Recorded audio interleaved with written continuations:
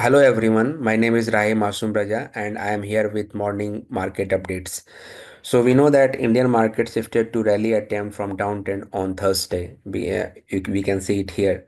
As Today's session was marked as day one of the attempted rally because the index has closed in the upper half of its daily range, and since then the Nifty has not breached the correction low of 21,965. You can see it here, and marking to Thursday as day 3 of the attempted rally. As a result, the market status has been shifted to rally attempt from downtrend on Thursday here. So the O'Neill methodology believes that equity market transition from downtrend to an uptrend on a rally, starting with what we termed a follow-through day. And a follow-through day is a gain of 1.7% or more on volume above the prior day's session and can occur only after the market has not made a new low of 3 days. Means that it should not breach the recent correction low that is placed around 21,965. And day 4 to day 7 are typically the strongest FTDs. On the flip side, if Nifty breaches the recent correction low of 21,965, obviously market status will revert to downtrend. So in this environment, what investors needs to do and what are the things that they should focus on? Like one can start accumulating stronger stocks but avoid going in too aggressively. Secondly, one can focus on a stock that showed resilience during the downtrend. For that, you can check our watch list or the stock that we are putting in our watch list bucket.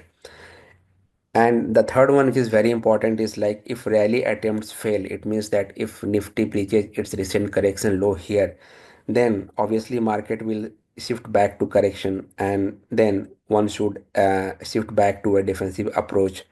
Manage position size very carefully so that cutting losses does not significantly impact the portfolio. So these are the things that needs to be taken care of.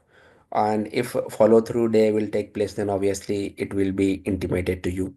So at the same time, I would like to talk about two stocks that is looking appealing in this market. One is GlaxoSmithKline Farms, and the second one is Hindalco Industries. So these two stocks are actually forming cup-based pattern. We can see it here, and the stock is in the consolidation zone from almost 136 days. So it is like 19 weeks of long consolidation, and then the stock is trying to move towards upside. If you look at its volume profile, then we can see that the stock is rising with the higher volume and the accumulation, and it also suggests that a strong buyer demand. RS rating is improved. It is rising towards upside. That is a positive sign. And for that pivot level to break out is the 3088. So still the work is in progress, and the stock has to regain at least 11% to reach to its pivot level, and after that it will be breakout. So if you look at its APS strength, it is 95, and buyer demand is A plus. That is quite good. The next stock is Hindalco. Hindalco is also forming cup-based pattern, and if you look at its length of consolidation, it is like 107 days, so almost 15 to 16 weeks of consolidation. And after that, a stock is after hitting its recent low that is placed around 557. The stock has not reached to that level again, and it has not seen that price after that, and we have seen that upward move towards upside.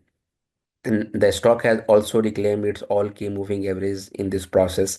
And if you look at its accumulation part, volume accumulation, then from the past 8 to 9 trading session, the stock is closing on the positive note. Volume is good with our average volume, and still the breakout level is placed around 772. So still the work is in progress, and 11% is need to be achieved for the breakout level. So if here also the RS rating is improved, and it is rising towards upside. EPS strength is placed at 91, and buyer demand is B. So these are the two stocks that was looking to watch out for this in this market. Obviously there will be more which will be updating, which we will be updating you on a daily basis.